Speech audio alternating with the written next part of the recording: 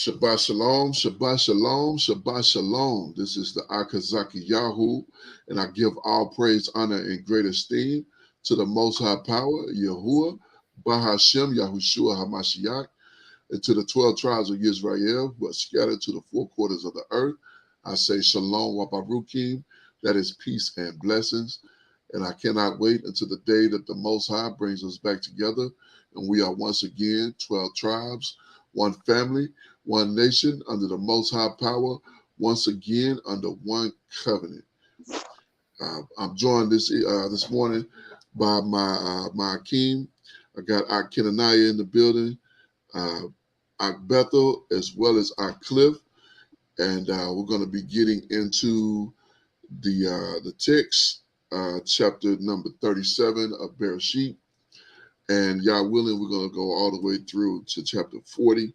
So we're going to attempt to do 4 chapters on this particular video, reading through and breaking down any pertinent information that could be presented. So glad to have my panel of Akeem in the building. Let's go Shabbat ahead Shalom, Mark. Shabbat Shalom, Israel. Shabbat Shalom, Akeem. Yes, indeed. Bethel, can you hear me? Yeah, I can hear you. Shalom, bro. Shalom, shalom. That's indeed. Cliff, you with me? Shalom, shalom, Mark. Hallelujah. Praise Yah. All right. So we're going to go right ahead and get into the text here. And one thing here. And let me see here. And what book we in again? Genesis. Genesis, yeah.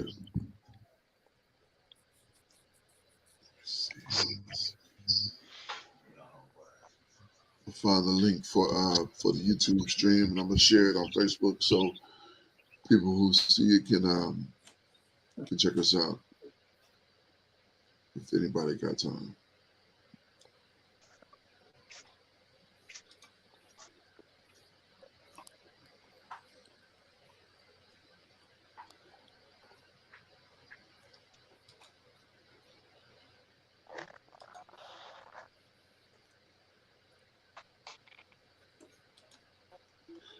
All right.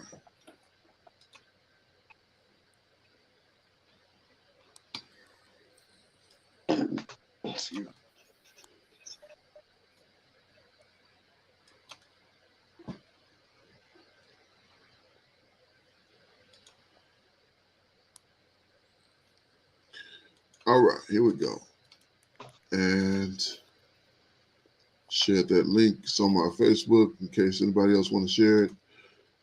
Feel free.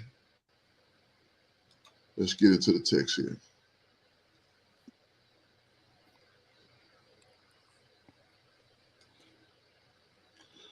All right, so we have, this is the book of Bereshit, but Genesis chapter number 37, and reading from the blue letter online, we can see the heading says Joseph's dream. So let's go ahead and get started.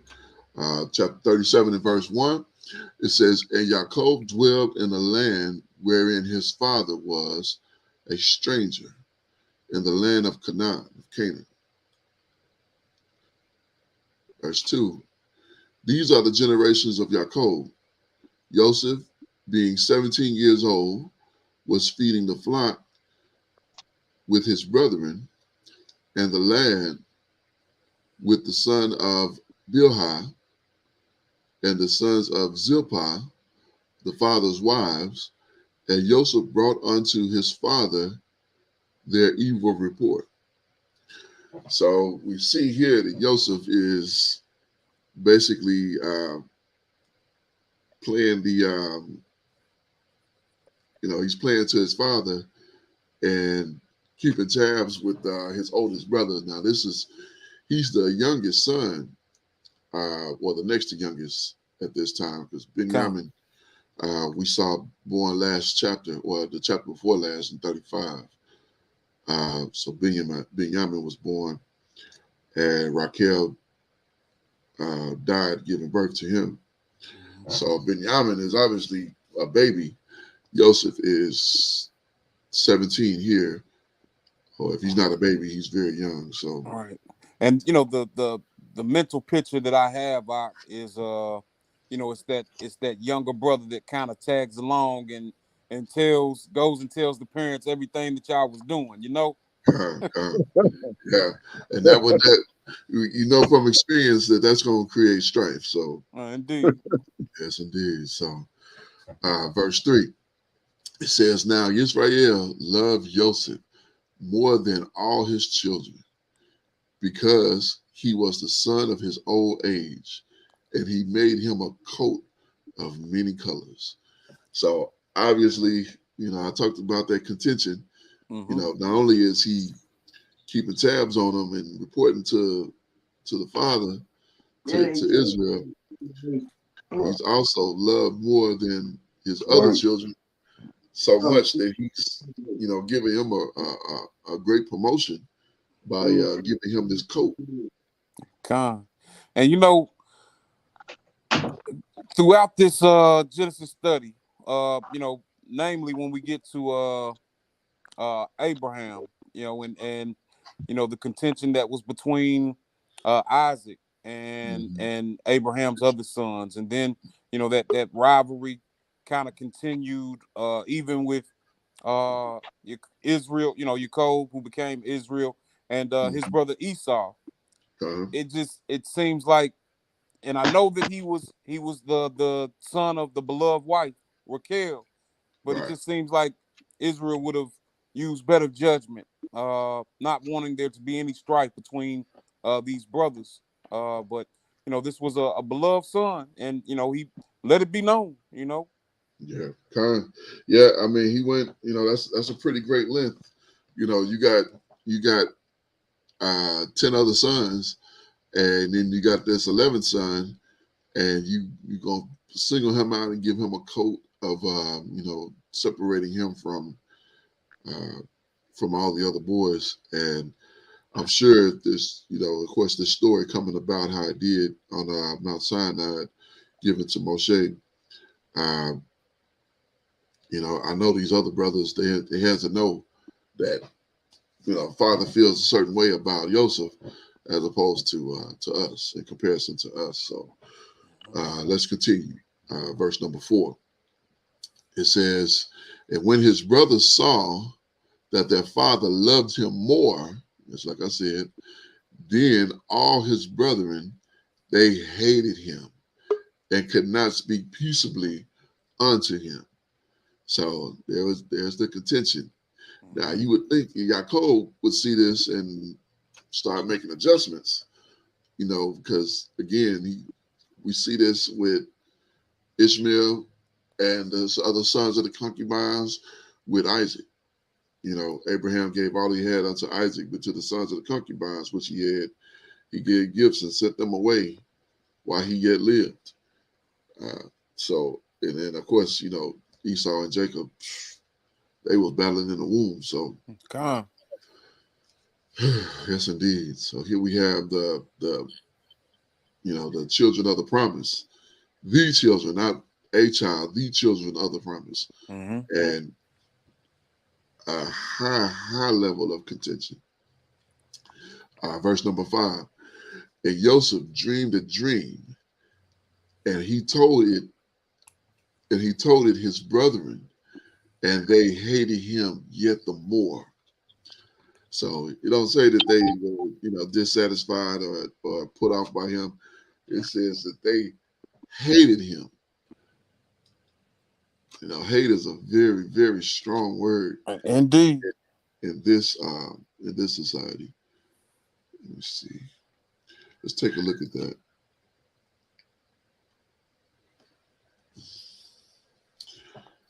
That is Sanai, So next, con. Sanai. To hate, be hateful, to hate of man of the Most High, hated. Yeah, kind of. So, all right. Yeah, so that's definitely not they had disdain for him, or they just like they hated him. Like we'll see, we'll see this as we get deeper into the story here. Verse 6. And he said unto them, hear, I pray you, this dream which I have dreamed. For behold, uh, we were binding sheaves in the field, and lo, my sheaf arose and also stood upright. And behold, your sheaf stood around about and made obelisks to my sheep. Whew, no wonder that's not a basically he said I'm gonna be in a power position uh over you. You're Mm-hmm. gonna make uh uh obeisance, basically bow to me. Verse 8. And his brother said unto him, shall you indeed reign over us, or shall you indeed have dominion over us? And they hated him yet more for his dreams and for his words. So, from what I can see here, Joseph right now is playing the antagonist in this situation. I was thinking about that as well. Kind, It would have been other things. Knowing that your brothers have kind of looking at you side eyed. It could have been things that you could have done that he could have done to smooth things over.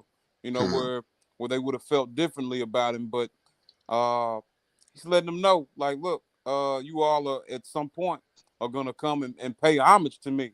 You know, right, which right, uh we could look at it now and be like, man, this is not a wise thing to do. right. And he's but these things are also ordained by the Most High. We have to remember that as well. Kind, kind. Yes, indeed, and I 100% that is definitely the way that it had to happen. But you know, I don't know if you ever been. I know I have. I've been in a position where I've been the antagonist and I've been the protagonist, Mm-hmm. and it's a lot better being the protagonist than the antagonist.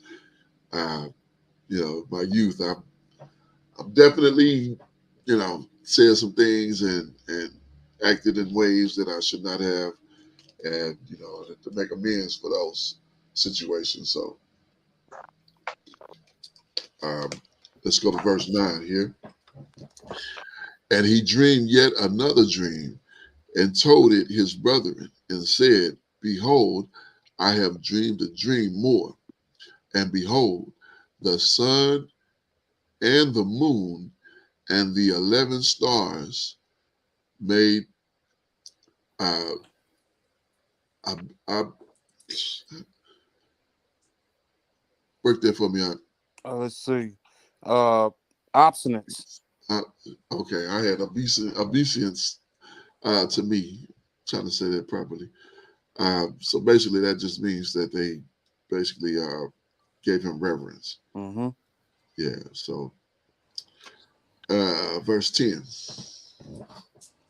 And he told it to his father and to his brethren, and his father rebuked him and said unto him, what is this dream that you have dreamed? Shall I and your mother and your brother indeed come and bow ourselves to you to the earth? So now I'm okay. Hold on now, because hold on. Right. You see I'm, what I'm we're reading here? yeah, kind. Because we know a couple of chapters back, his mother passes away. Right, right. So it's saying 11 brothers, so that's including Benjamin. Benjamin. Kind. Hmm. Okay, okay, okay. So what happened when you read it, I guess, straight through. Let's keep going. just scratching my head on that one. Verse 11.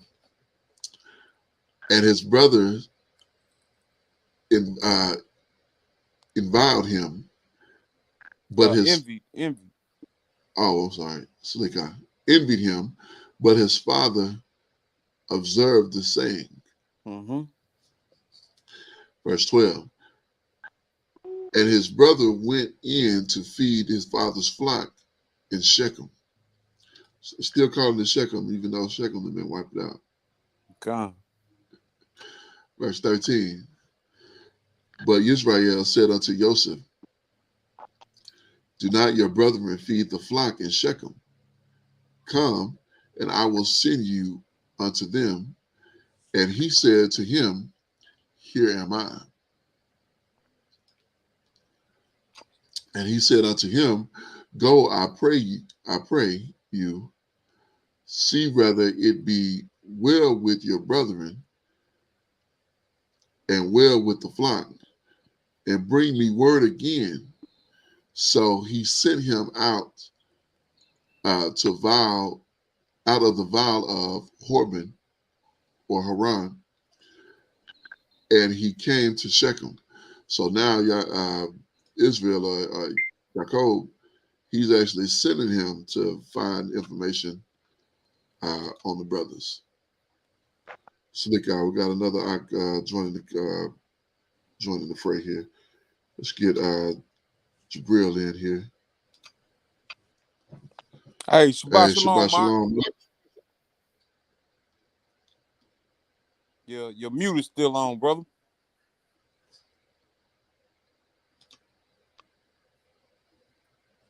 Shabbat Shalom. Shabbat Shalom. How are you? Hey, blessed Doing well. abundantly. Blessed abundantly. Hallelujah. Shalom, bro. What an honor. Bless you. Thank you for inviting me. Such a blessing to be with you, brothers and sisters. It's God. lovely. Hallelujah. You're right on time, Mark. We in Bereshit, Genesis 37. Yeah, I was and we okay. You was watching. Okay, kind.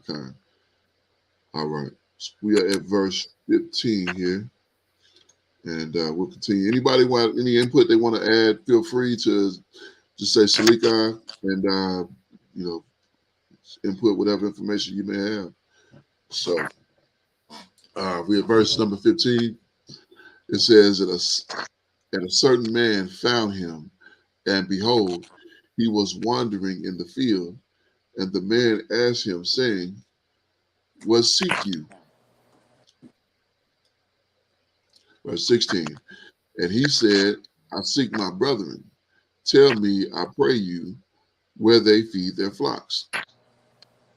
And the man said, they have departed hence, for I heard them say, let us go to Dothan.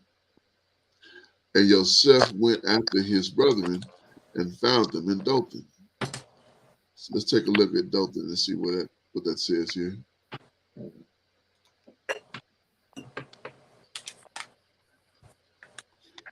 Dothan,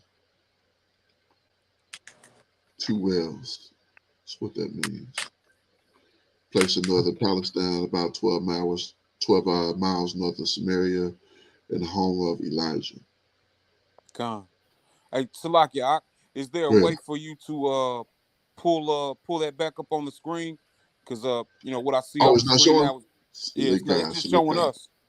Yeah, Okay, there we go. there we go. My bad. I didn't hit that button. Told her point that out for me, because I didn't realize I didn't put it up there. Praise God. So,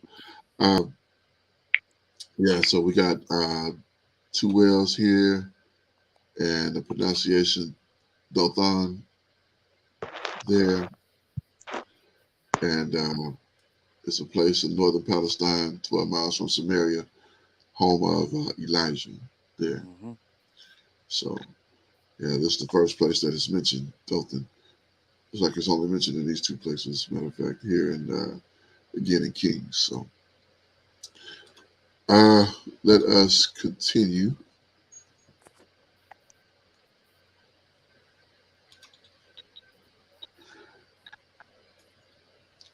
We can see by the headline that they're going to plot against Brother Yosef. And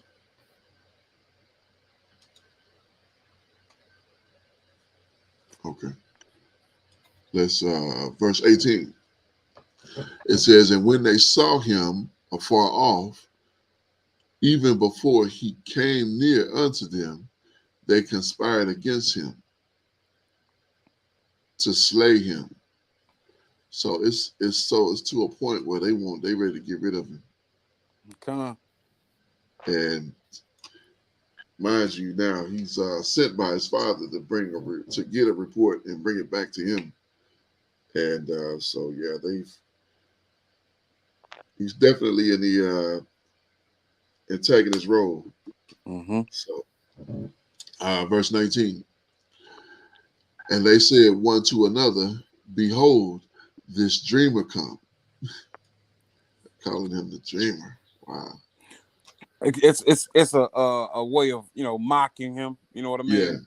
Yeah. Just nothing but contention is all it is. It's straight up contention is where they are or where they are with him right now. Mm-hmm. Verse 37, verse 20.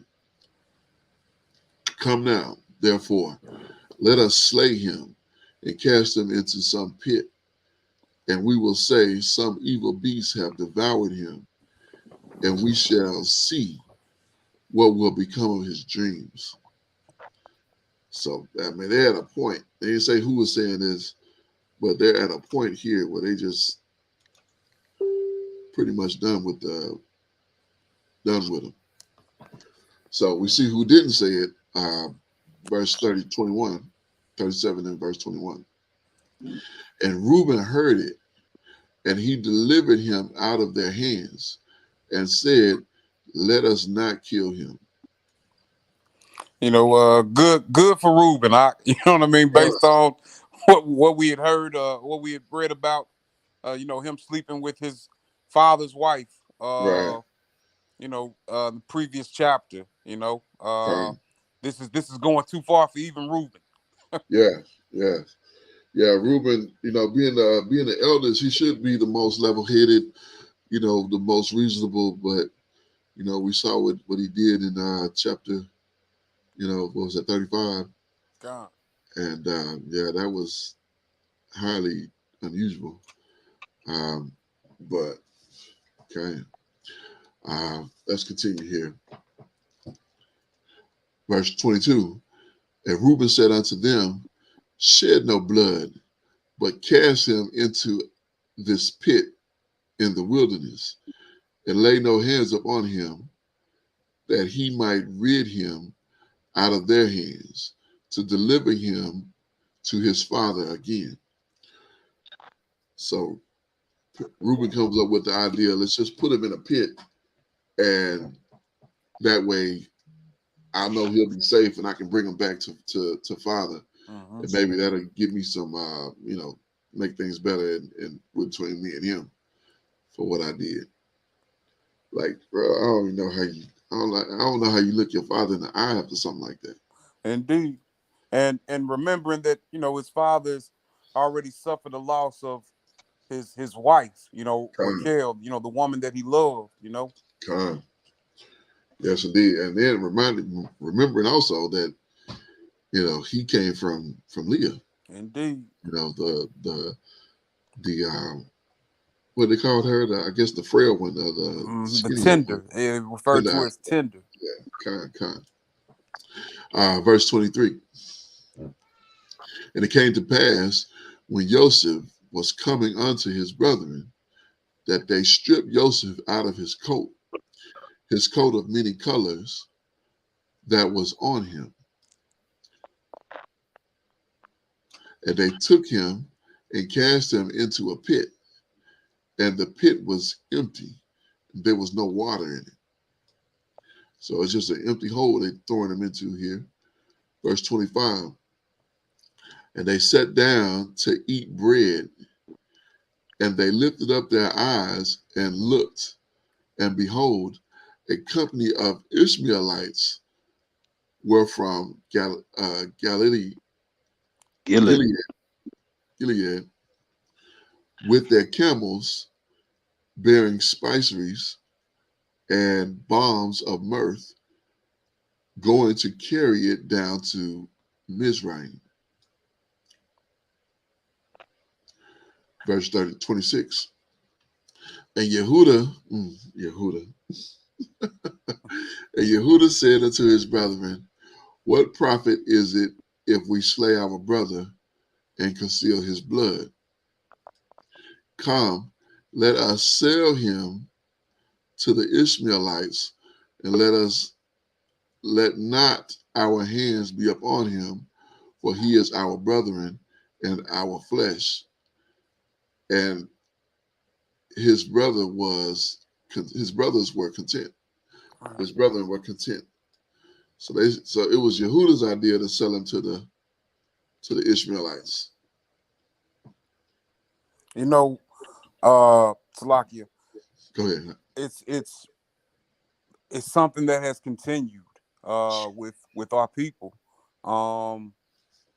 You know, thinking about when our ancestors were dwelling in West Africa, you know, we sold one another to these Europeans for profit and for gain.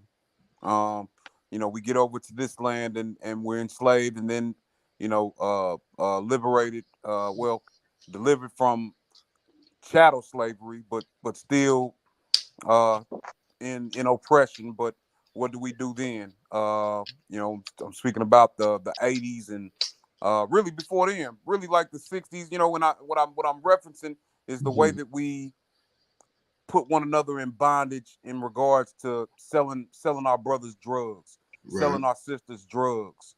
And now it's a different type of bondage that we're putting our people in. So, you know, it's something that has continued, and we're reading this, and this was thousands of years ago, and something that still continues to this day. Yeah, and not only that, you know, you have for every movement that tried, it was always brought down from the inside. Mm-hmm. You know, it was always our own people that would, you know, cause it to fall. And man, Shalom. Can go I ahead. comment real quick? Yeah. And I'm really grateful you brothers are pointing that out. I really am.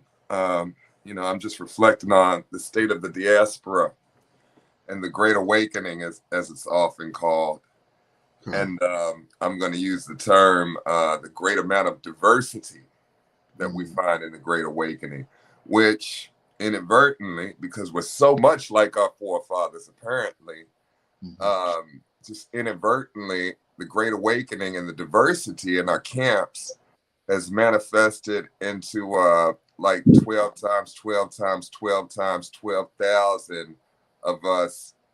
I mean, literally trying to bite each other's heads off, you know. And I'm focusing on thinking of brothers and sisters that have come into the call, into the awakening, and man, we are, you know, on our best day, we are a crappy people, but you know, praise be to the Most High. You know, it's not just us. You know, I had one of my father-in-law actually told me one day there's an old proverb in Africa that says human beings are crappy at best. But I'm just, you know, I'm just reflecting on the level of dysfunction and the 12 sons of Yaakov, of Jacob, and just our roots, the level of dysfunction that was prevalent in our people from our most humble beginnings. To this day, you know, we're scratching our head trying to figure out why we can't get along. And yeah, I think we're looking at the answers, but do we have the humility and the willingness to really face it and submit ourselves to the degree that the Most High has caught us with it? I'm gonna shut up. Okay, no, that was a good point. That was a very good point. And yeah, that's basically what we see here in this text is a complete lack of humility and a complete lack of compassion for their younger brother. It's nothing but content and disdainment, hatred for him. You know, and then uh, we don't even see where Yaakov, where Israel intervenes and tries to smooth things over and stop his youngest son from being the antagonist, and try to put things try to put things back in order. But instead, they're to a point where they was ready to get rid of him. So that's indeed. And it's Go like ahead. he's a murderer. It's almost like the whole issue is we can't let this our youngest brother become the prophet. And it's almost like if I can't be the prophet, neither can you. And it's like every camp is like, if we can't be the ones that are the vessels of the truth for the Most High, neither can you. And Sadly, you feel what I'm saying? sadly. Yeah, that's the sad reality that we deal with, and we see that prevalent. It is announced among certain of these camps, especially. If it's not from us, it's not the truth. Yeah, con. Like, Uh, yeah, really. So, yeah, that's a good observation, and we see that here in antiquity. This is just uh, post flood.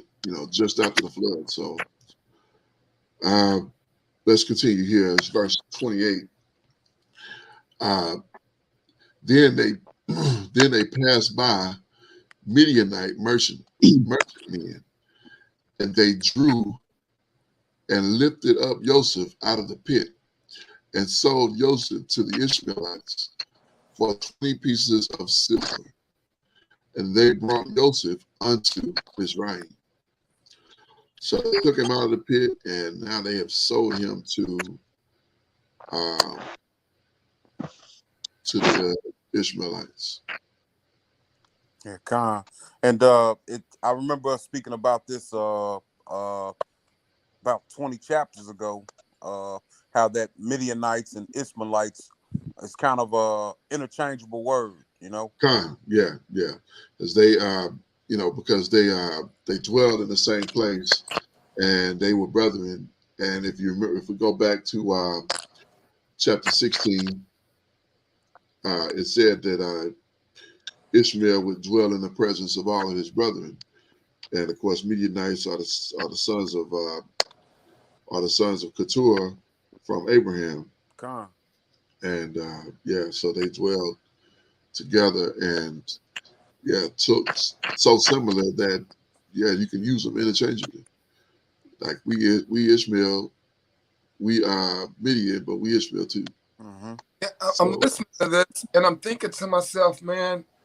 Right now, we're reading about the 12 sons of Israel, mhm, and Isaac was the father of Israel. Isaac's also the brother of Ishmael. right, And so we're literally looking at just 2 generations removed from Abraham. And so I'm mhm, saying these Ishmaelites, there's not a whole lot of them. There's only 13 men in our family at this point. Mm-hmm. And so, it's like these got to be cousins that they know very well. You know what I'm saying? Like these not just random Ishmaelites walking down, you know what I'm saying, selling spices. These are folks they know. Yeah, indeed. Very good point. These and we got to realize that Israel is a stranger in a land, so of course they would have known who their relatives were. Yeah. yeah. Also to point out as well, the great there is a separation, and let's go to let's hit on that real quick in Genesis 25. So we can really get a good understanding of well, let's start back with let's go back to 16 so we can see this very clearly here. So in 16,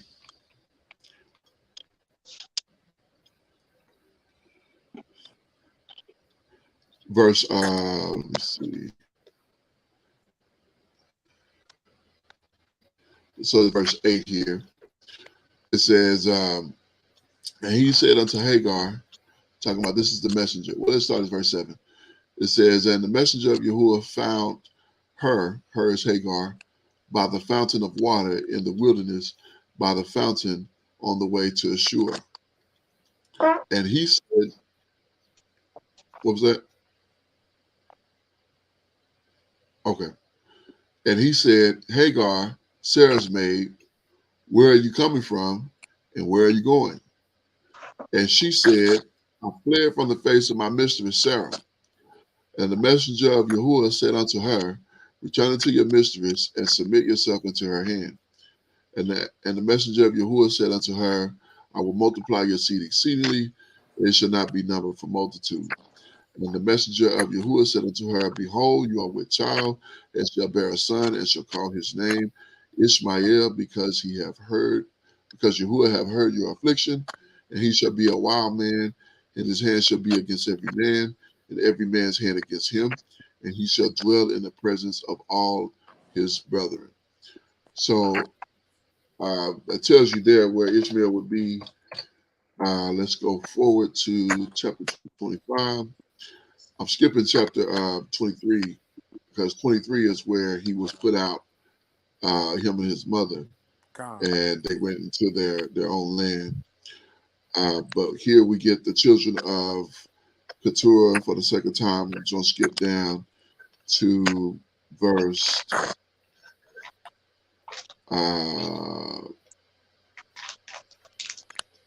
verse 5. It says, and Abram gave all he had unto Isaac. Isaac is the son of promise. So he gave all he had unto Isaac.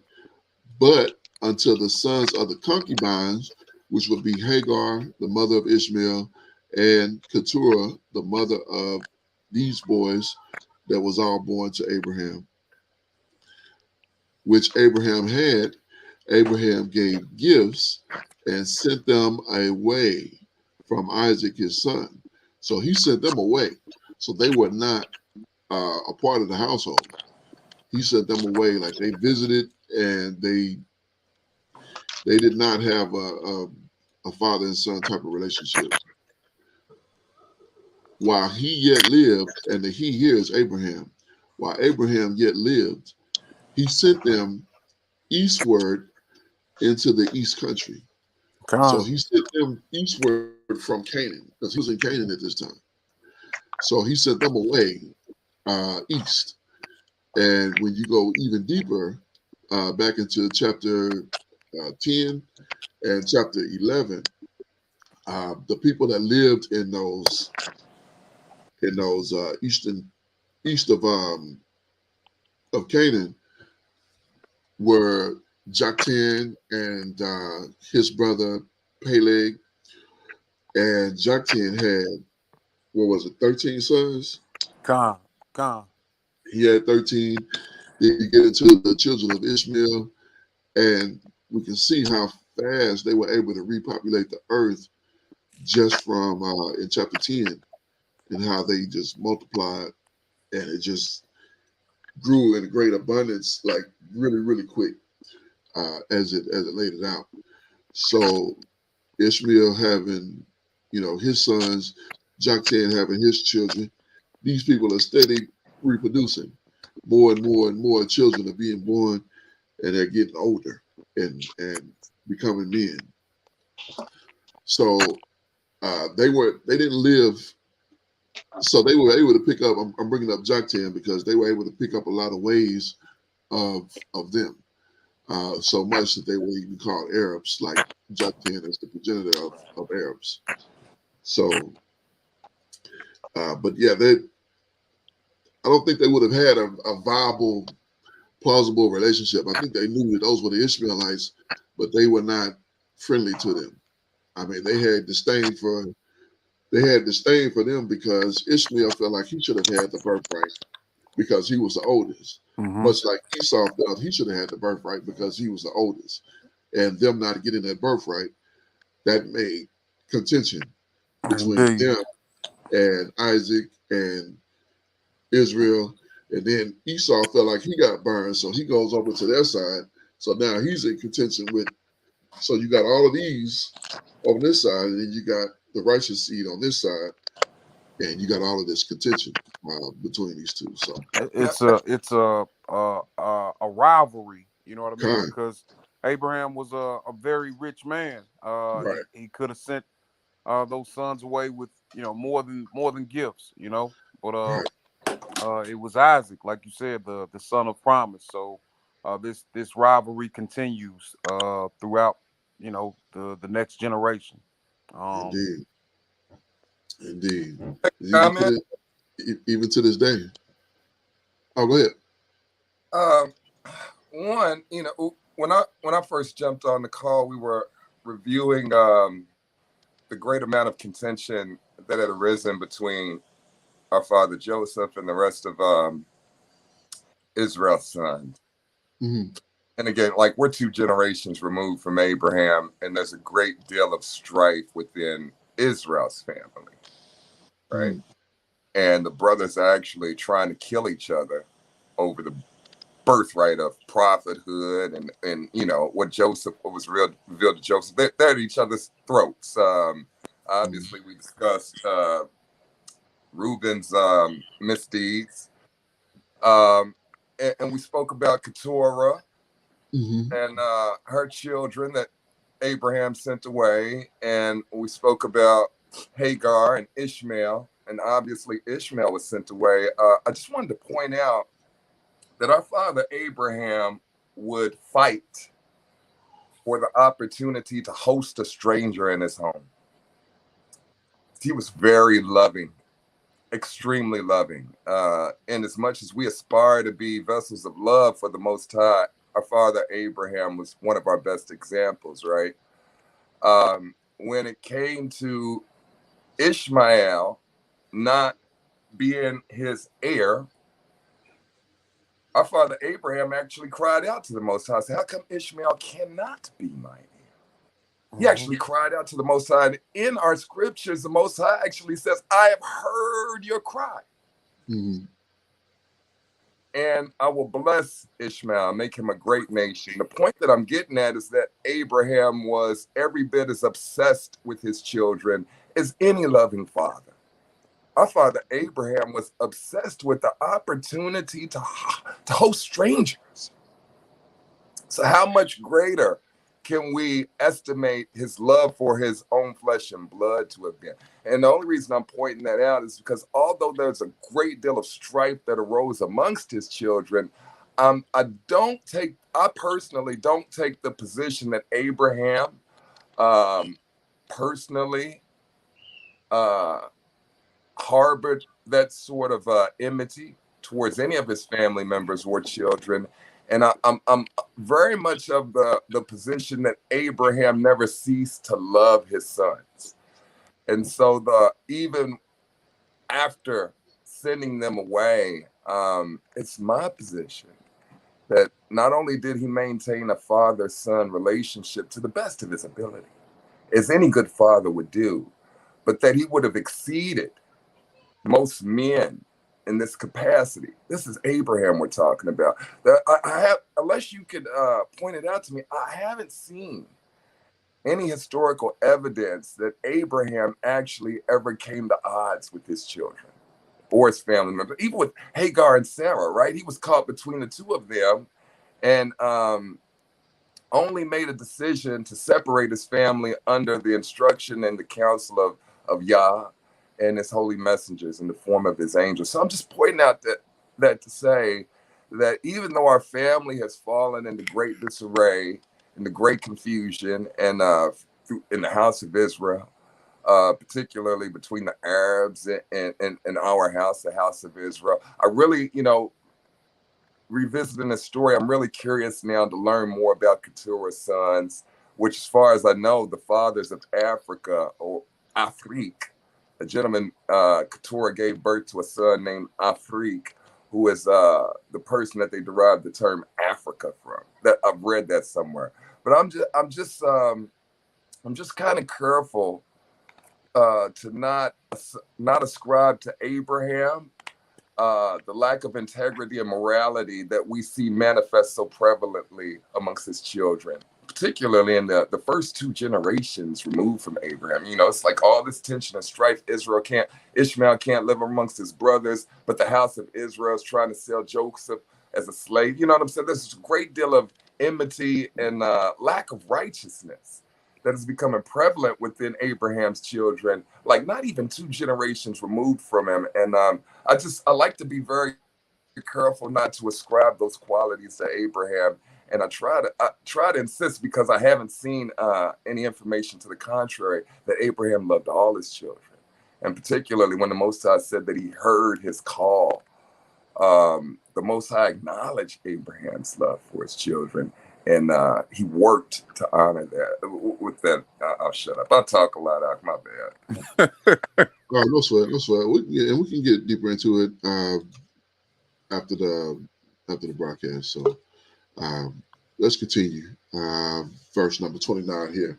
And Reuben returned unto the pit, and behold, Joseph was not in the pit, and he rent his clothes. So Reuben's plan, of course, was to save his brother from the pit, or to put him in the pit and to save him from the pit and deliver him to his father. And when he got there, he was not there, because Yehuda had basically came up with an idea to sell him to the Ishmaelites, and so they got 30 pieces of silver out of the deal there. Verse number 30. And he returned unto his brethren and said, the child is not. And I wondered, and I rather shall I go. And I rather shall I go. So he's saying, where's the boy? He's not in the pit. What are we going to do? Come. Verse 31. And they took Joseph's coat and killed a kid of the goats and dipped the coat in the blood. And they sent the coat of many colors. And they brought it to their father and said, this have we found. Now know now whether this be your son's coat or no. So they know it's the coat, of course, but they pulling they're trying to make it into something. It's some deception, you know. Yeah, they're trying to make it into something that is not. Verse 33. And he knew it, and said, it is my son's coat, and evil beasts have devoured him. Joseph is without doubt rent in pieces. So, it's ironic here that when we see this happen with Jacob here, that he does not, go into prayer. He does not, begin to fast or anything of that nature. Well, I think he's going to get into that. But, it seemed like he would have sought Yah and see, what is up, what has happened with Joseph, as opposed to just coming to a conclusion that Joseph is rent in pieces based on his coat having some blood on it. Verse 34. And Jacob rent his clothes and put sackcloth upon his loins and mourned for his son many days. And all the sons and all his sons and all his daughters rose up to comfort him, but he refused to be comforted. And he said, for I will go down into my grave unto my son mourning. Thus his father wept for him. And the Midianites sold him unto Mizraim, unto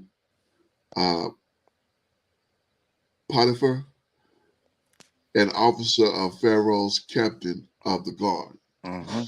So, yeah, it is the mission is completed.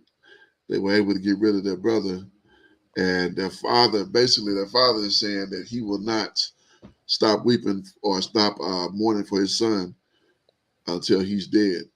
He will mourn for his son, and he said, "I'll go into the grave mourning my son." So, yeah, because this was his love child, Indeed. and it's ironic because he still has Benjamin, but you know, Joseph, I guess, But was at first. but let's check this out though. What a lot of people don't know is how smart Abraham was inheriting everything that Shem would have inherited from Noah. And Noah got his knowledge from Enoch. And these people so intensely smart, which people who weren't believing in the Most High, just it flew right over their heads. But Joseph, yeah, he was really important to Jacob because, his one son he had from the wife that he loved the most. Yeah, really important. But these are his sons. He got 11 sons that showed up and telling him a lie. You know how easy it is to hear lies when your children are lying to you. 9 times out of 10, when your child's telling a lie. You got 9 of your children in front of you telling you a lie. Now, the level of self-mastery that the gospel gives us, that people like our Hamashiach and the prophets, and our father Abraham, our father Israel even, the level of spiritual mastery that they had ascertained by the time they had children, it's incomprehensible for most of us. But let it alone to say you could not easily lie to these men. And here you got Jacob's 11 sons showed up without Joseph, and he knew not to let him go with his sons because he knew they were contriving something, because he could hear it in their hearts. He heard them plotting in their hearts. He heard them plotting in their minds. When Joseph told him the dream, Israel said, "Don't tell this dream to your brothers." Because people like Israel hear from the angels. They hear the communication from the same way we hear the devils whispering to us, tempting us to do evil. We hear what's going on when the angels whisper. Most of us don't know it. But Israel knew it. Isaac knew it. Jacob knew it. Not only did they know it well. And this is what we have inherited, right? And the spiritual mastery that we inherit as Hebrews is such an advanced form of enlightenment. But there's no way, not for 1 second, while Jacob's 11 sons are lying to him, telling him, "Oh, father, a wolf ate up Joe." There's no way that he's believing not one word of it. Now imagine how difficult this is for a man. He want to kill his sons at this point, but he's not the type to kill his children. And while he can hear his children lying, they're lying. And even though he can hear the truth, in the spiritual domain, the lies help to confuse the information. So he still really doesn't know what to believe. He knows his son's not around him. And it just throws him into distraught. It's not just because Joseph was his favorite or he was born from his favorite wife. There's a lot of spiritual energy at play from the onset of this conversation when his 11 sons show up to declare to him, "Oh, Father, we have no idea what just happened to our brother." Lie. He hears that from the onset. And when Joseph told him the dream, Israel said, "Don't tell your brothers that dream." There's some part of Israel that knew, "Oh, Joseph, you're going to go into some trouble because of this dream. I just got a feeling. So don't tell your brothers this dream, because I don't want to see the fallout."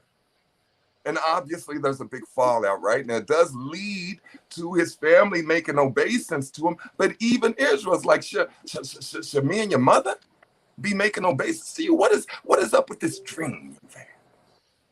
But he can hear, because he's a prophet.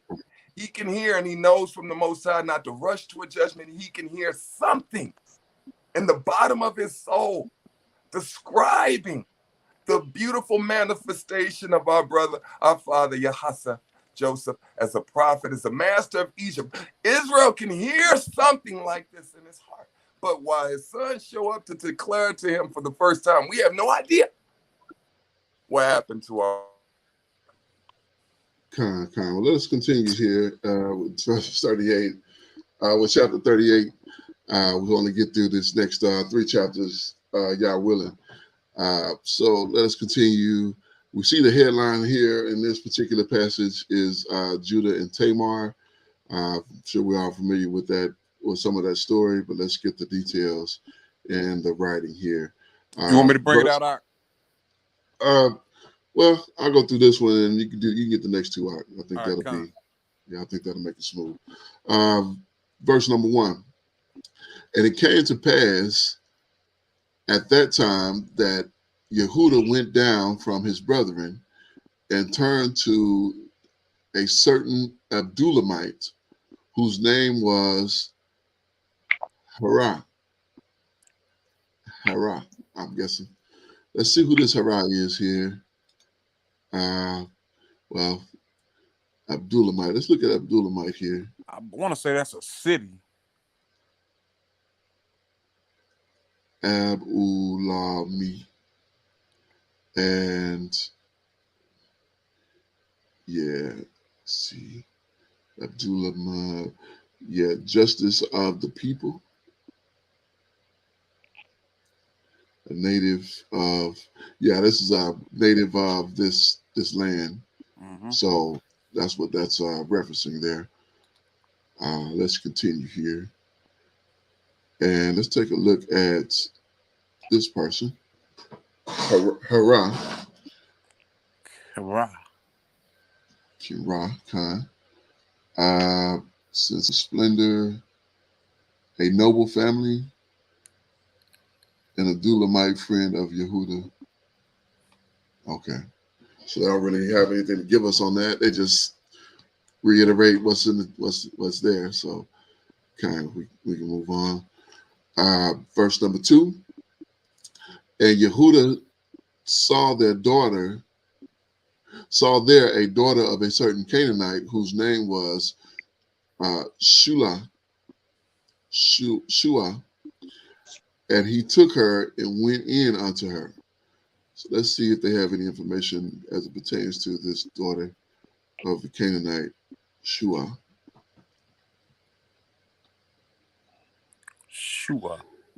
Shua means wealth. Yeah, Shua. So that was pretty close. Well, this I'm like, I don't know.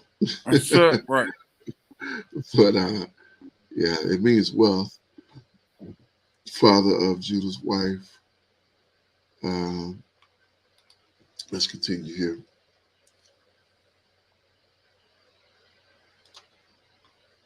And went in unto her. So verse number 3. And she conceived and bare a son and called his name Close that already. Let's see what means.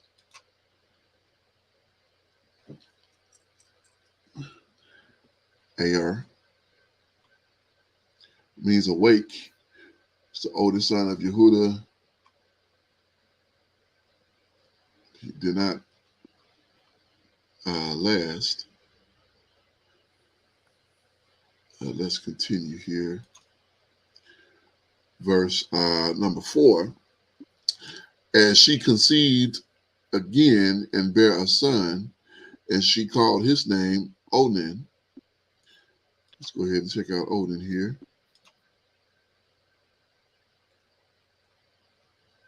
Onan, yeah, Khan.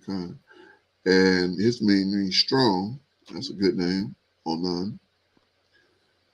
Second son of Yehuda, Onan, a variance, strong Ohan, son of Yehuda. Yeah, they don't really have a lot of information to give us, and kind of almost similar to what we saw with chapter 36. Hey, Khan with the Edomites. Yeah, Khan. Cliff, you have something?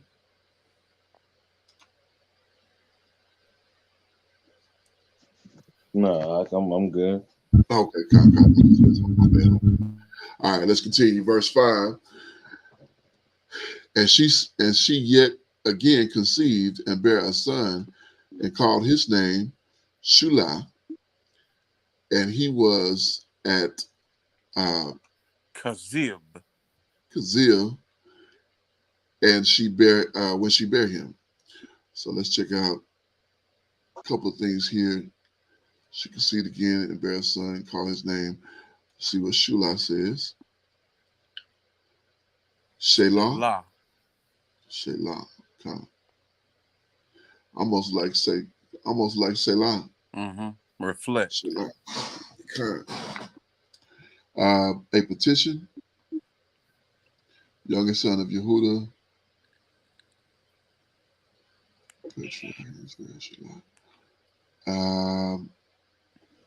Okay. Yeah, just like 36, it's just not a lot of substance here in these. Seems like we got more in 10 because they gave us so much more to go through. But let's continue. And Kazib. Okay, Kazib. Hold on a second.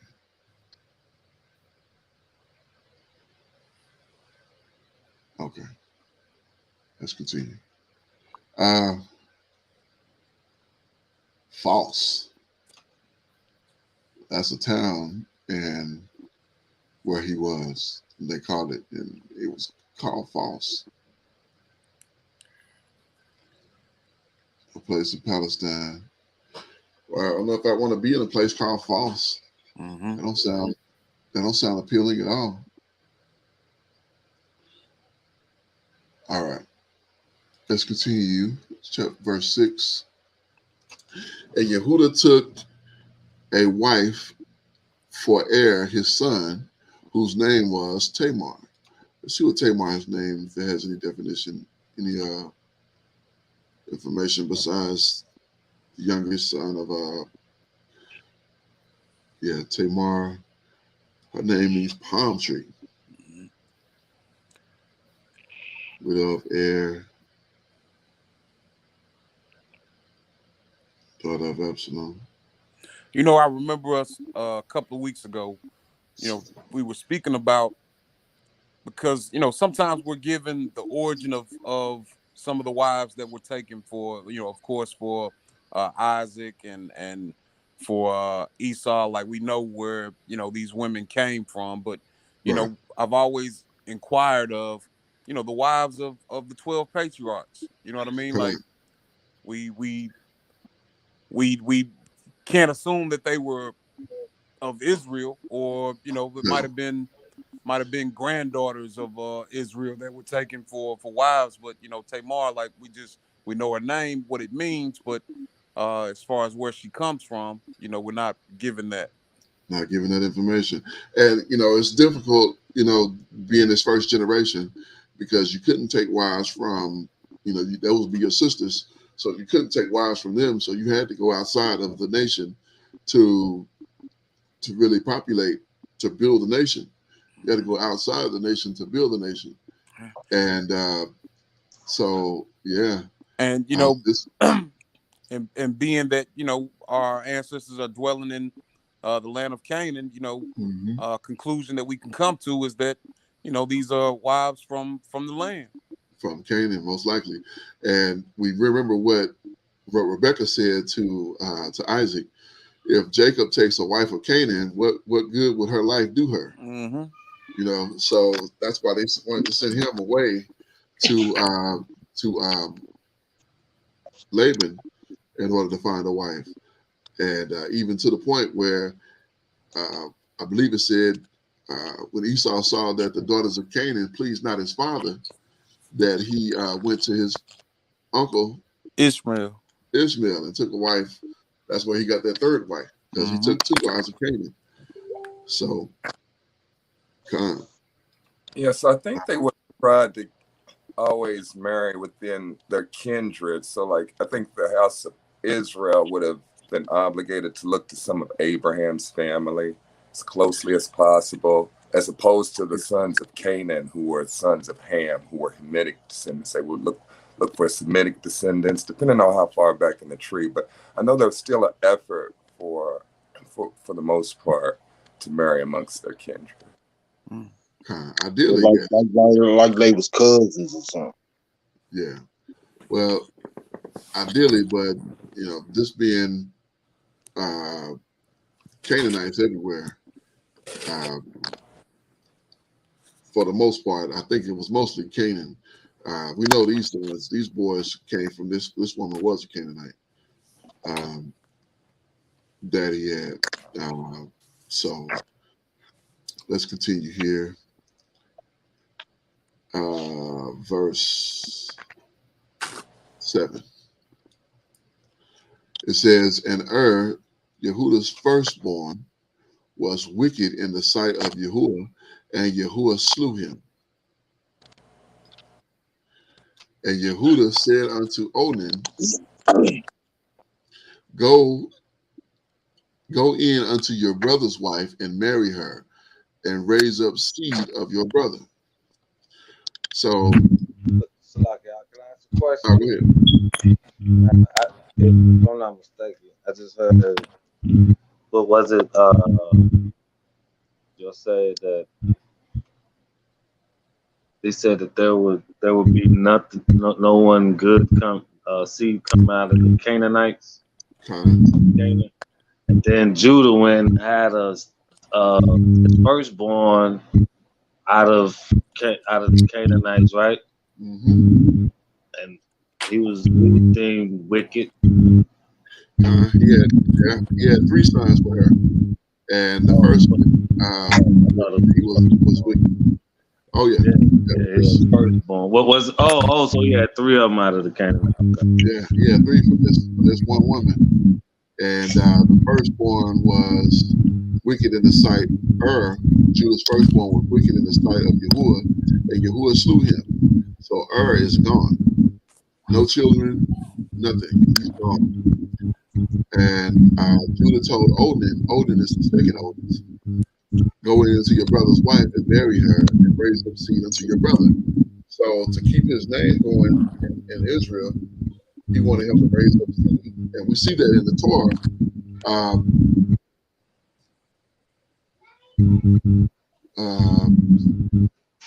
So let me ask this: Is he asking? Is he saying to him, you go and have a? Hold on. Maybe I'm getting the family tree thing screwed up. You go and have a kid with this Canaanite woman. Is that what he's saying? And his brother, right?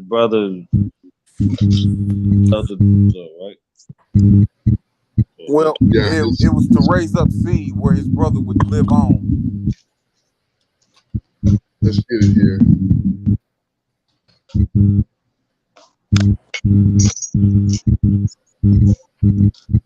What was it, 25? I guess because I was reading on, I was wondering why he failed. Why he failed to complete the task. Here it is. This is Deuteronomy chapter 25, verse 5. It says, and brothers dwell together, and one of them died and have no child. The wife of the dead shall not marry without to a stranger. Her husband's brother shall go in unto her and take her to him to wife, and perform the duty of the husband's brother unto her. And it shall be that the firstborn which she bear shall succeed in the name of his brother, which is dead, and his name shall not be put out of Israel. So, to understand, it's pretty simple. But two men dwell together, or 2 brothers dwell together. If one dies before he has seed, your brother is obligated to take this woman to be his wife and give his seed to her, and that first child that is born shall be named after his brother, the dead brother. And that's to keep his name going. It's not his son, or it's not his child. That's to keep the brother's name going so that his name is not lost. That's Torah. And let's see here. Everything is good. Make sure everybody was in here still. Okay, come. So that's Torah, and that's what we were supposed to do in that situation. So, verse number 9, it says, and Onan knew that the seed should not be his. So he knew that the child that they would become, it wouldn't be his child. And it came to pass that he went in unto his brother's wife, that he spilled it on the ground, lest he should give seed to his brother. So he was like, I'm not keeping his name going. Mm-hmm.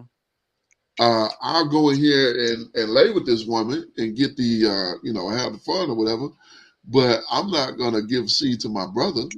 And so he spilled it on the ground. Yeah, So she wouldn't get pregnant. mm-hmm.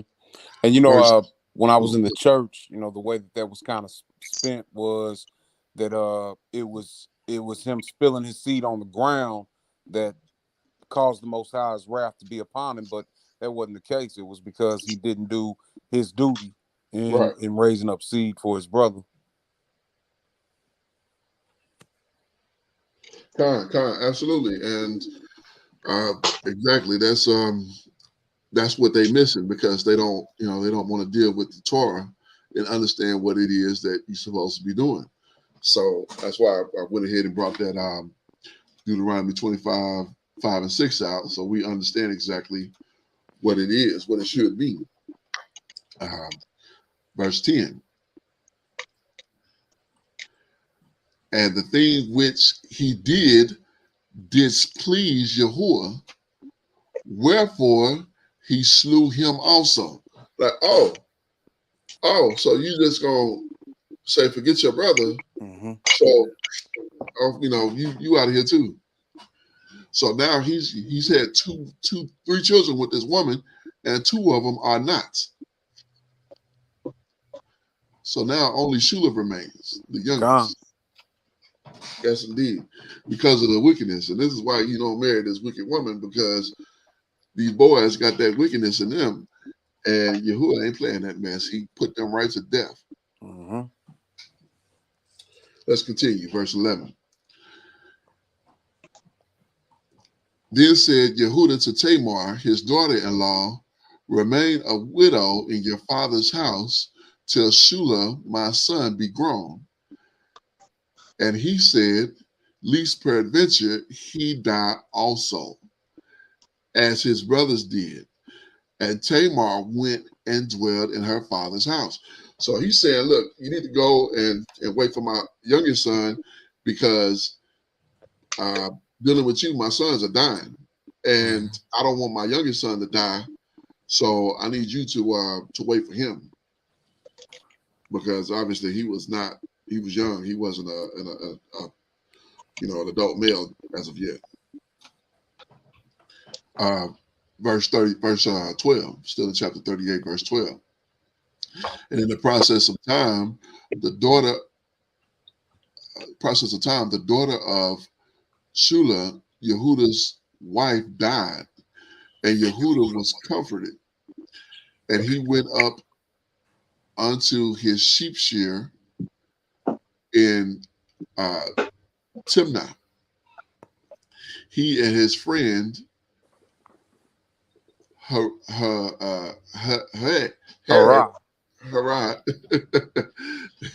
the Adulamite. I'm terrible with these names, but let's look at a couple of these names here. We know what Shula was.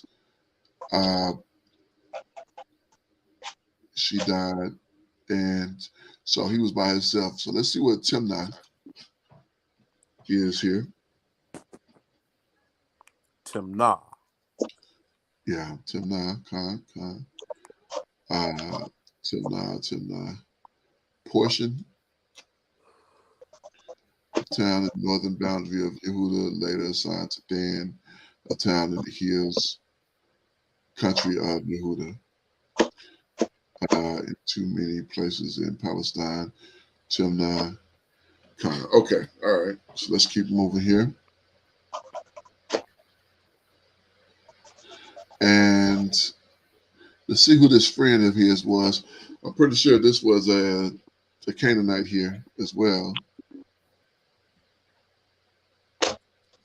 Harad, a noble family, which we looked at this one. Yeah, Con. We looked at it a second ago. Okay, okay. Let's keep moving. Let's keep moving here. All right. Verse 13. And it was told Tamar, saying, Behold, your father-in-law goes up to Timnah to shear his sheep. Now this makes me scratch my head. How in the world is she getting this information? This detail, is a messenger coming saying, "Hey, your father-in-law going to up here to shear his sheep." Like, what in the world? Yeah. Like, ain't no telephones, Right. So, like, You know what who I'm saying? Like exactly? that's Who how relayed this information message? passed so quickly now. But how in the world is she getting that to where he going to shear his sheep? Like, that's not is sheep shearing like an all day thing or all week thing? I wouldn't think so. But Sound like a couple of who hours. is this messenger? Who's Yeah, delivering this message? kind. Yeah, that made me scratch my head when I read that the first time. Like, who is passing this information along here? Verse 14. And she put her widow's garments off from her and covered her with a veil and wrapped herself and sat in the open place, which is by the way to Timnah. So much so, she had so much of a notice that she was able to beat him. She beat him there and just said, basically waited. And she saw that Shula was grown and she was not given unto him to wife. She's like, oh, you're gonna keep your son away from me, huh? Okay, I got a little trick for you. Notice what she did. She wrapped herself. She covered herself with a veil and she wrapped herself. So concealing her identity. yeah, she covered her identity with the veil, but she wrapped herself, meaning she put on some when you think about a wrap, think about that in the form of clothing for a woman. Harlot clothes. Kind. Yeah. So she was showing all of her whatnots. She like, yeah, I got these and I got that, and you can see this and all this and that. So continue here, verse 15. And Yehuda saw her and thought her to be an harlot because she had covered her face. So that's a thing in Israel, even in the land today. Not in our land, but over there, they tend to have their faces covered like this, and so it looks like you can't tell who it is, and the only thing you can see is their eyes. Everything else is covered, but when they cover their face, that's usually the sign of a harlot. She hiding that shame. Verse 16. And he turned unto her by the way and said, Go to, I pray you, let me come in unto you. For he knew not that it was his daughter-in-law. And she said, What will you give me, that you may come in unto me? So not only is she look like a harlot, she's playing the part of a harlot. That was the first. That was the first trick of the bell. Right. She asking for payment. What will you give me that if I let you come in unto me? Verse 17. And he said, I will send you a kid from the flock. And she said, Where will you give me a pledge until you send it? Like what assurance that I have that you're gonna send it? And he said, What pledge should I give you? And she said, Your signet and your bracelets and your staff is in your hand.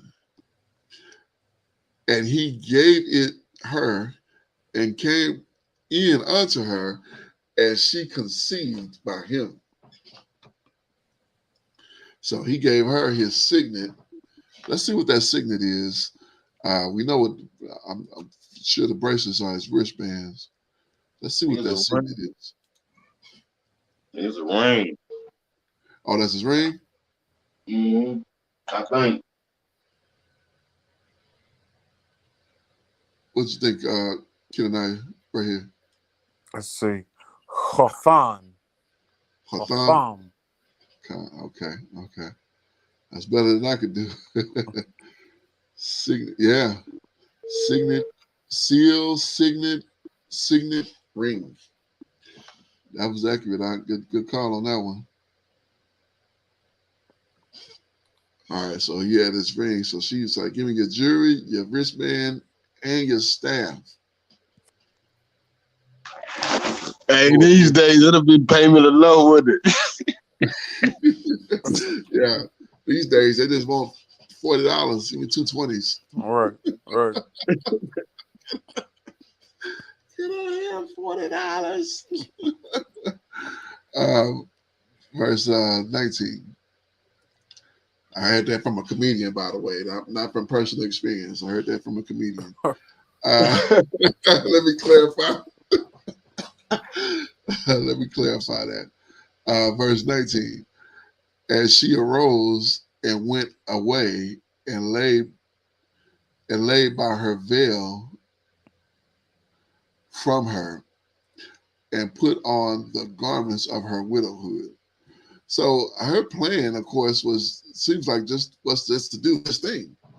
She heard he was going up there, and so she beat him there, presented herself as a harlot, offered herself for a kid of the goats, and took his belongings for a pledge that he would pay. Mm-hmm. Verse 20. And Yehuda sent a kid by the hand of his friend, the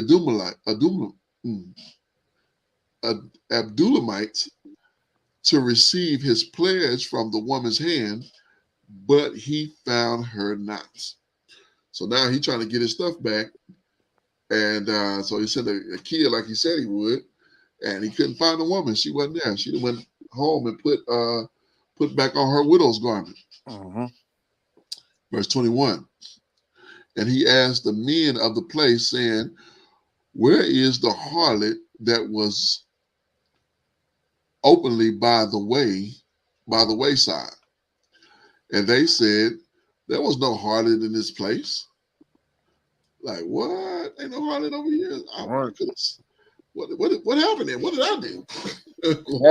How did they know she wasn't a harlot, but he knew? He thought she was. Right.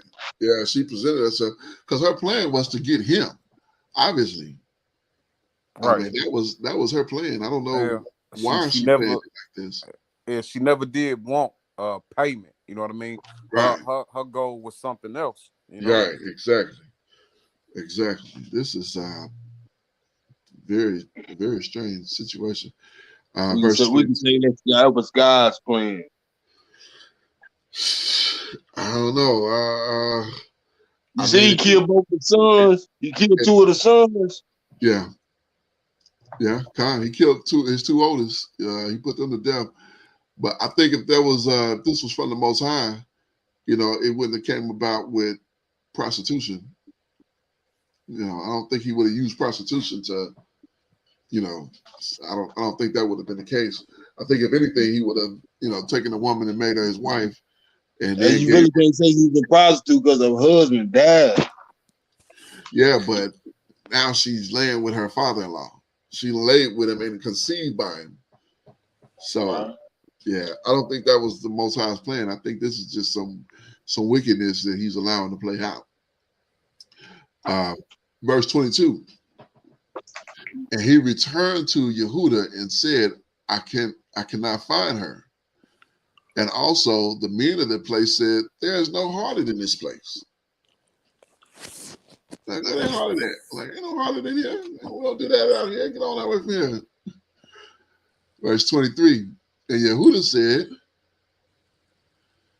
let her take it to her, lest we be shamed. Behold, I sent this kid, and you had not found her. Like, man, it's gonna be a shame if this thing come out. Here I done laid with this harlot, and they said it wasn't a harlot there, and I ain't got my ring, I ain't got my bracelets and my staff.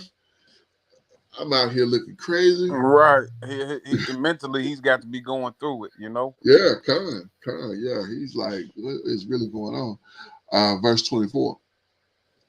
And it came to pass about 3 months after that it was told Yehuda, saying, Tamar, your daughter-in-law, had played the harlot.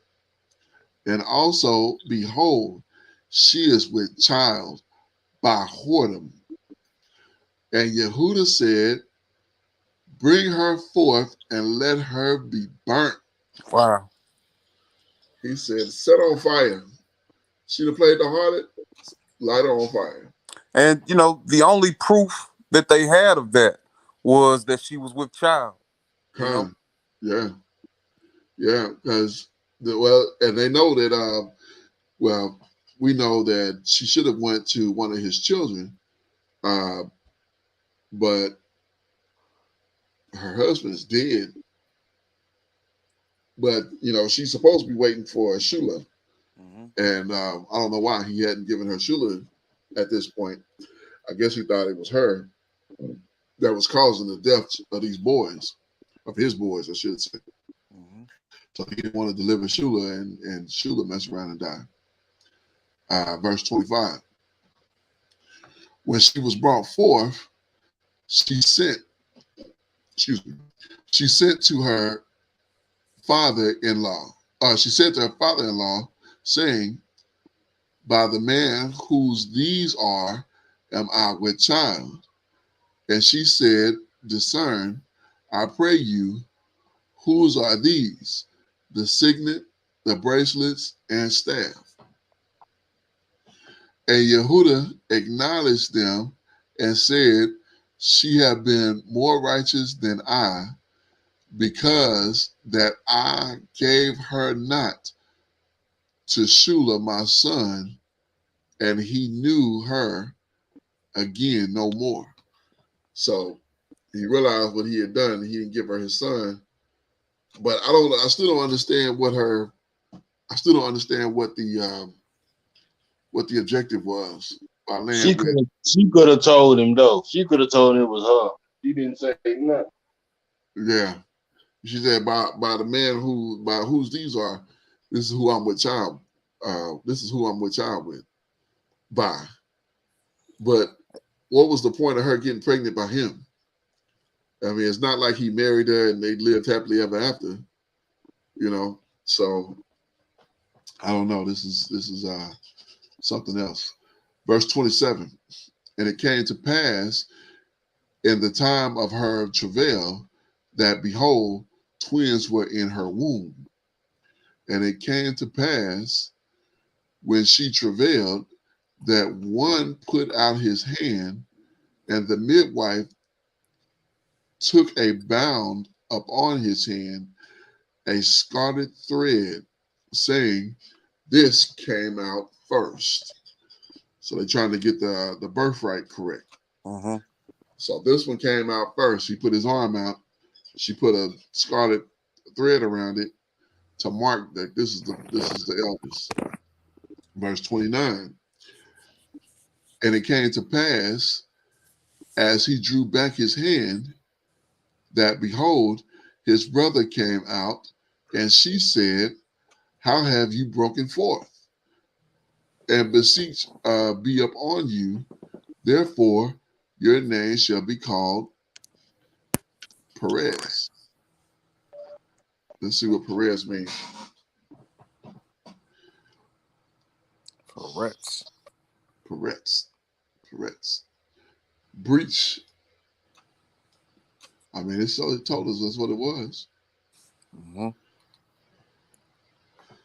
So he broke forth before the one with the scarlet on. Khan. Yeah, he came basically he jumped the spot. Almost like Yaakov holding on to Esau's heel. Yeah, Right. Yes, indeed. Verse 30. And afterward came his brother that had the scarlet thread upon his hand, and his name was called Zerah. Zerah. Zerah. Let's see what Zerah is. So these are the children of Yehuda. This is rising. So you got Shula, Perez, and Zerah. Mm-hmm. Because Onan and are not. Yeah. Twin sons, Tamar descent, called the descendants are called the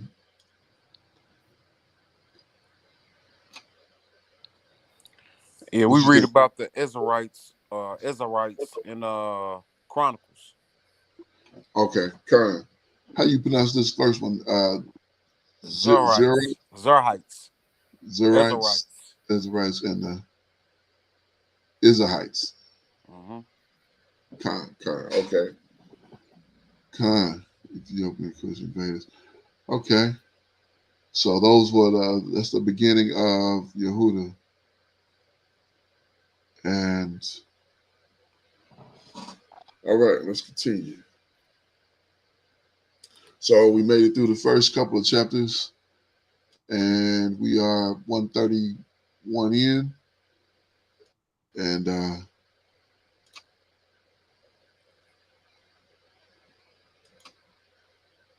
let's continue.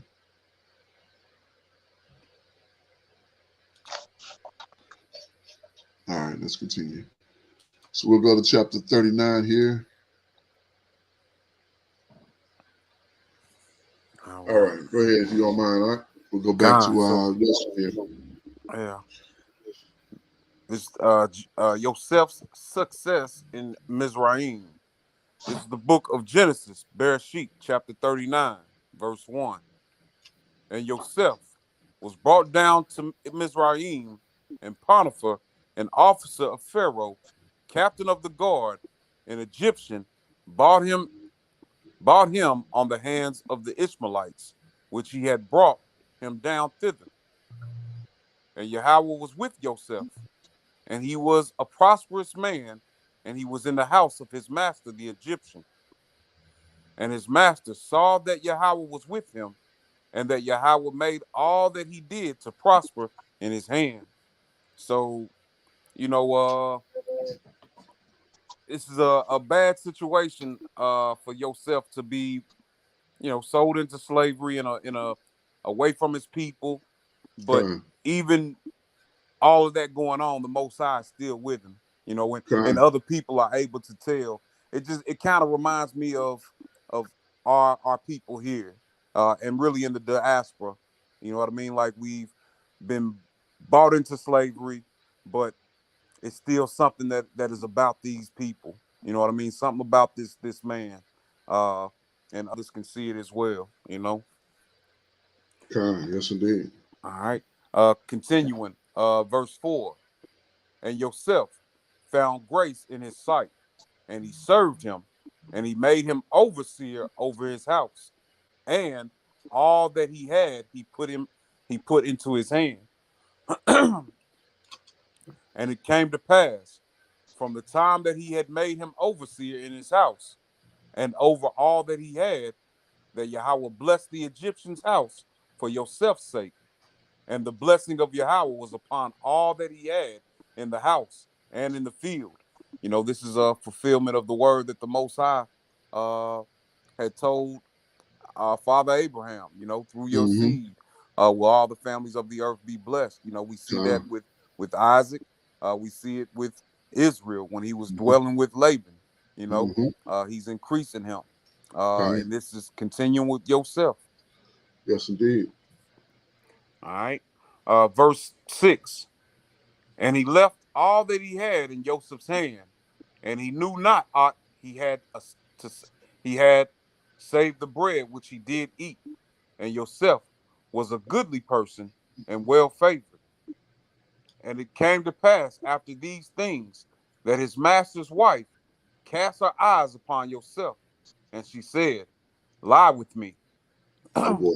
You know, this happened to our ancestors over here in this land. You know, oftentimes the the wife of the master would want to lay with the slaves. You Yeah. know, lay, and I say slaves. You know, that's what they were. That's what our ancestors were called. But you know, we know that they're greater than that. But well, humbled. You know, we were humbled, humbled down because of our transgressions. You know. Yes, indeed. Yeah, Khan, that was I mean, man, that's a horrible place to be. But you know, praise to you, all praises to the Father. You know, Joseph was a goodly man, and you know, let's continue here. What we verse 8. Verse 8. Khan, go ahead. But he refused and said unto his master's wife, Behold, my master rotteth not what it is with me in the house, and he hath committed all that he hath to my hand. There is none greater in this house than I, neither hath he kept back anything from me but you, because thou art his wife. How then can I do this great wickedness and sin against the Most High? You know, Exactly. So go ahead. well, no, I was just gonna say, you know, he's was he able to do this thing? You know, yeah, she wanted it, but this is what integrity is. You know, doing the right thing. Khan. And his fear was not to Potiphar. His fear was to the Most High. Indeed. So that's what he's referencing. If I do this, I'm going against my own power. There's nothing that justifies me taking you and you a man's wife. And I'm deduced to servitude in his house.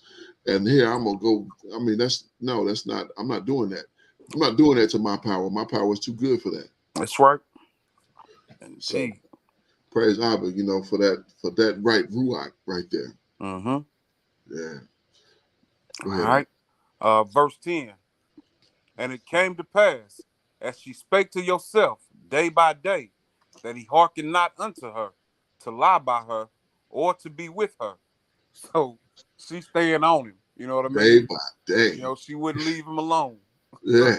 Come on. You know, you want this and all this other kind of foolishness. I don't know what I would have done in that situation. I would have probably told her husband, like, hey, you got to get this woman out of here.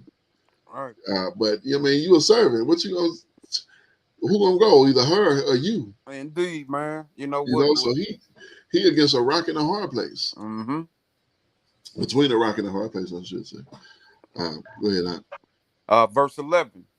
And it came to pass about this time that Yosef went into the house to do his business, and there was none of the men of the house there within. And she caught him by his garment, saying, Lie with me. And he left his garment in her hand and fled and got him out. So, you know, she's harassment is an understatement here. You know what I mean? Yeah, this is assault here. She done crying about a garment, and to the point where he done left the garment like, oh man, I'm out of here. But that's the right move, you know, when you face with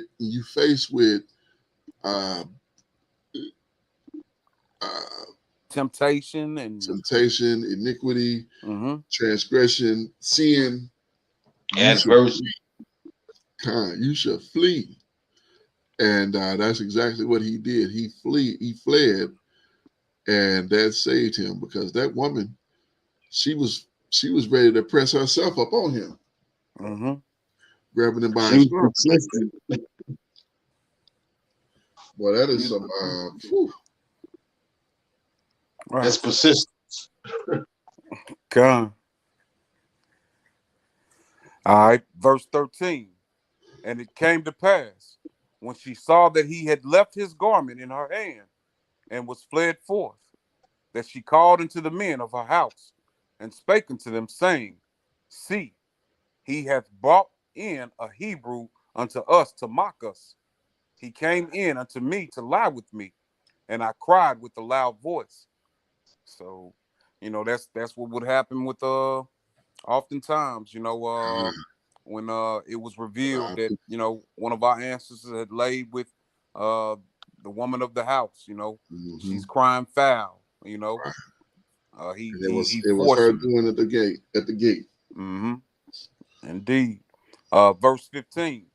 And it came to pass when he heard that, I lifted up my voice and cried, that he left his garment with me and fled and got him out.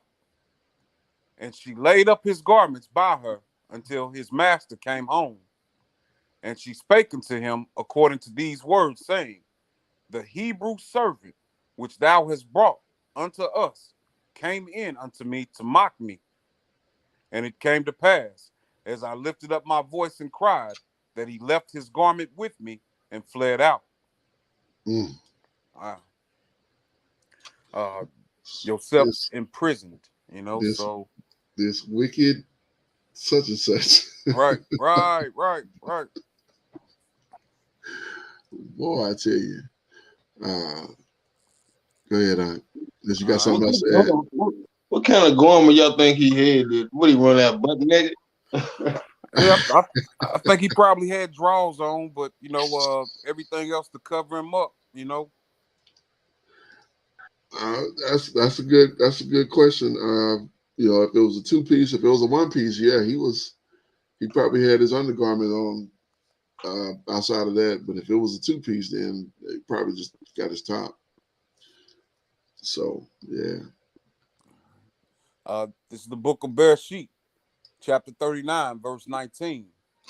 And it came to pass, when his master heard the words of his wife, which she spake unto him, saying, After this manner did thy servant to me, that his wrath was kindled.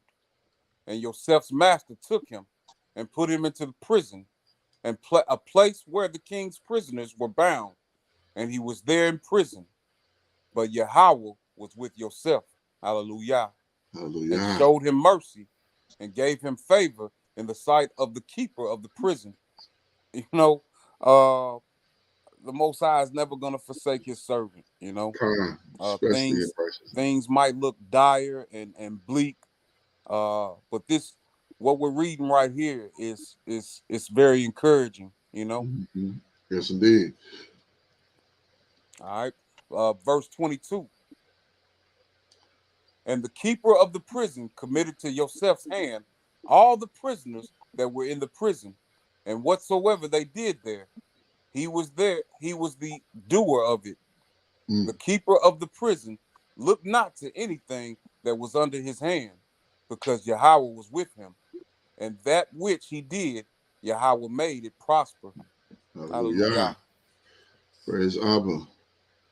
Let's continue to chapter 40 here, and we'll wrap up with this last chapter for the for this Sabbath lesson here. Mm-hmm. Yosef interprets a dream. This is the book of Genesis, Bereshit, chapter 40, verse 1. And it came to pass after these things that the butler of the king of Egypt and his baker had offended their master, the king of Egypt. And Pharaoh was wroth against 2 of his officers, against the chief of the butlers and against the chief of the bakers. And he put them in ward in the house of the captain of the guard, into the prison, the place where Joseph was bound. And the captain of the guard charged Joseph with them, and he served them, and they continued a season in ward. And they dreamed a dream, both of them, each man his dream in one night, each man according to the interpretation of his dream. The butler and the baker of the king of Egypt, which were bound in the prison. And Joseph came in unto them in the morning, and looked upon them, and behold, they were sad.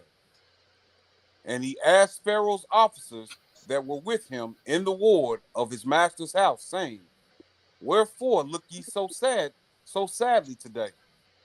And they said unto him, we have dreamed a dream, and there is no interpreter of it. And Yosef said unto them, do not interpretations belong to Elohim, or belong to the power? Tell me them, I pray you. And the chief butler told his dream to Yosef, and said to him, in my dream, behold, a vine was before me, and in the vine were 3 branches, and it was though it budded, and her blossoms shot forth, and the clusters thereof brought forth ripe grapes. And Pharaoh's cup was in my hand, and I took the grapes and pressed them into Pharaoh's cup, and I gave the cup into Pharaoh's hand. Pause right there. All right. Con. So one thing I wanted to point out in this sequence here, of course, we understand in the dream that these two had, but when he gave what his dream was, he told Yosef the dream. Behold, the vine was before me. So the vine was there. He saw the vine, and the wine for the 3 branches. It had budded, blossomed, brought forth a cluster, therefore brought forth ripe grapes. So the ripe grapes are there on the vine. And Pharaoh's cup, check this out. And Pharaoh's cup was in my hand. So he had possession of the cup. And I took the grapes, and he took the grapes and pressed them into the cup and gave it unto Pharaoh's hand.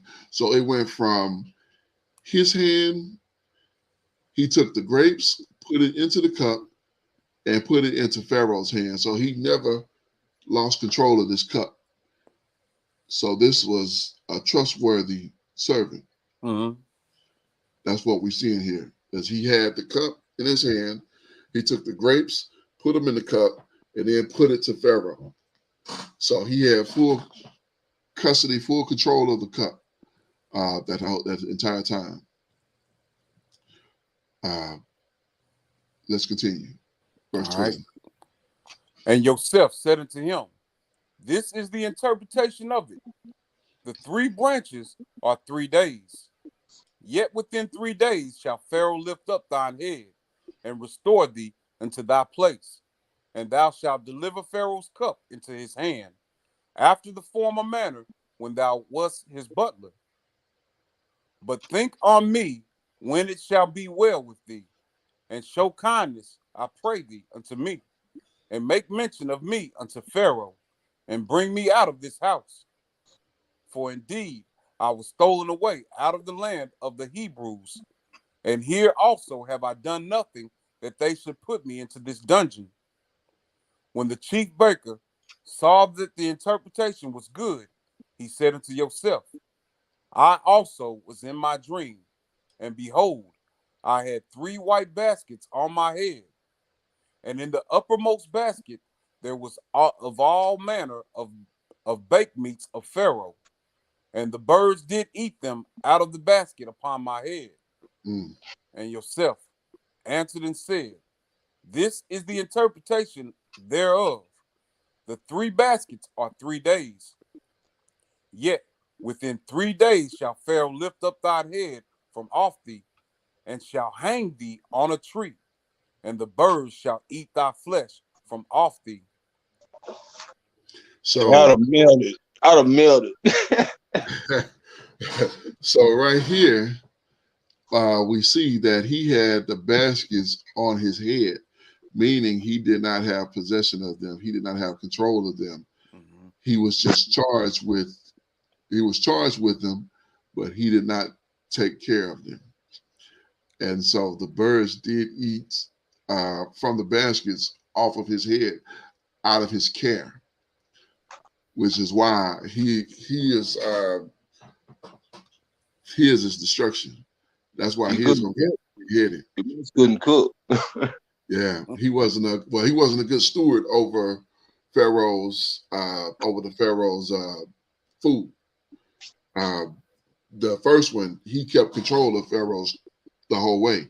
It went from his hand to Pharaoh's hand, and he's the one that put the that put the grapes in. Mhm. So grapes make, because we know grapes make wine. But this one, he had it on his head, meaning he was charged, but the birds came and ate out of the baskets while they were on his head, which means he had no control over Con. those baskets. And I'm thinking of that saying where something is over our head. Mm-hmm. Mm-hmm. Yeah, it's in your control, so you better do your best with it. Mhm. And in that situation, he didn't. His best was not good enough, and so yeah, he's. All right. We'll see All what right. happens with him in just a second here. Con. It's verse 20. And it came to pass the third day, which was Pharaoh's birthday, Mm. that he made a feast unto all his servants, and lifted up the head of the chief butler and of the chief baker among his servants. And he restored the chief butler unto his butlership again, and he gave the cup into Pharaoh's hand. But he hanged the chief baker, as Joseph had interpreted to them. Yet did not the chief butler remember Joseph, but forgot him. Con. Praise Yah. So praise Yah, we were able to get through those chapters and really get into some pretty good meat and potatoes information there. Uh, we continue next week, and on Yom Shishi, Yah willing, we'll get into chapters 40 and 41, and on Shabbat we'll see what we can get into for there, and continue to get into this word and really get some better understanding. Final thoughts. Start with Kenaniah. Khan, like I said before, man, very, with the story of our patriarch Joseph, very encouraging.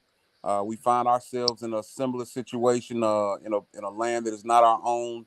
Uh, different because Joseph did nothing that would warrant, his his uh his imprisonment, his bondage. Yet, but we also have to remember, all these things are done for the glory of the Most High. You know, Mm-hmm. uh, our being in this land is because we forgot our power and weren't Mm-hmm. diligent. But we should all feel blessed because we're no longer in the dark with these things, and as time goes, we come to understand things more and more. Uh, but all praises to the Abba, man. Hallelujah. Yes, indeed. Our Cliff, final thoughts. Hallelujah. Yeah, I just it's kind of take in where the obedience to the Spirit, obedience to the Father. It takes me to the scripture where to whom much is given, much is required.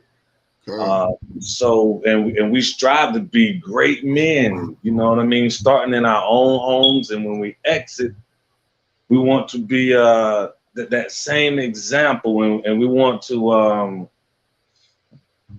have that obedience, So with the when I hear the story of this lady, man, it's like, oh man, there's so many harlots out here. I mean, and I mean, it's to the point now men are being tricked to believing that they're with a woman, but it becomes a, you know what I'm saying? That's how deep this spirit of what I want to say. Deception. Yeah, deception. Thank you.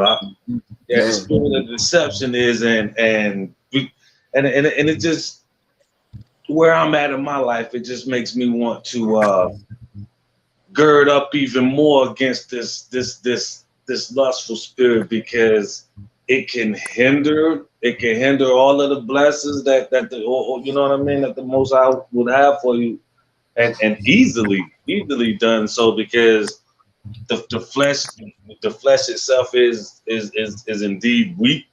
So I just wanna encourage my brothers and sisters around to So, gird up against the spirit of lust and deceit, because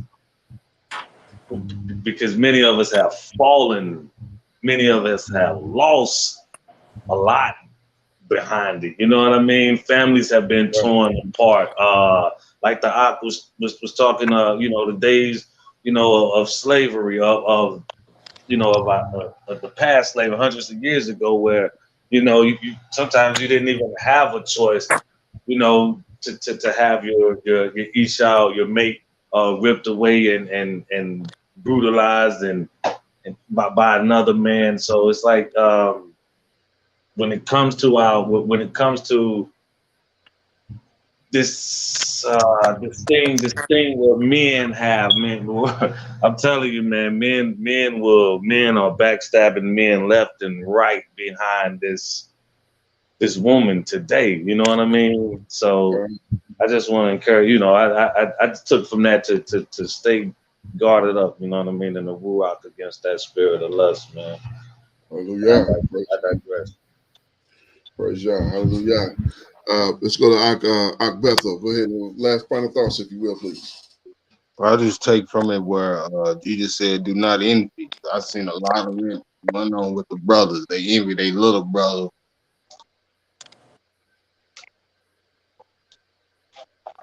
It's pretty much what I got out of it. Kind. Yeah, that's a good observation as well. And Jabril, final thoughts, huh?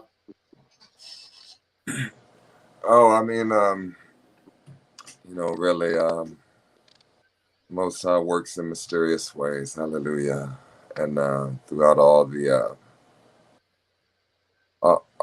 of the wickedness that our people have perpetrated, the Most High finds a way to bring goodness out of certain ones amongst us.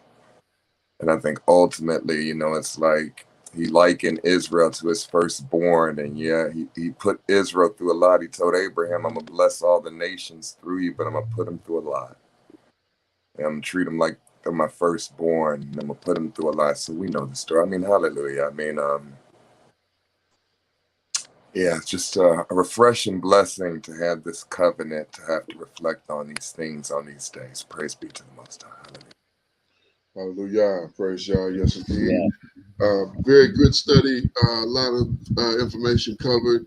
And I praise the Most High. We started from the beginning, and now we're into chapter 41. We've been able to go 40 chapters in, and praise the Most High for that consistency and that ruach to get through these books. I definitely would say how imperative it is to definitely keep the best, put the best foot forward when it comes to the spirit. And, we saw that with Joseph. Joseph had an opportunity to, get into his flesh and, praise the Most High. He refused, and he did not touch that man's wife. So, all praises for that. So, let that be a lesson to us all. The chapter before that, we saw where Yehuda's two older sons were put to death for wickedness. And rather than Joseph being put to death for wickedness, he was actually increased by the Most High. And everybody around him was able to see the barakah that was on him. And,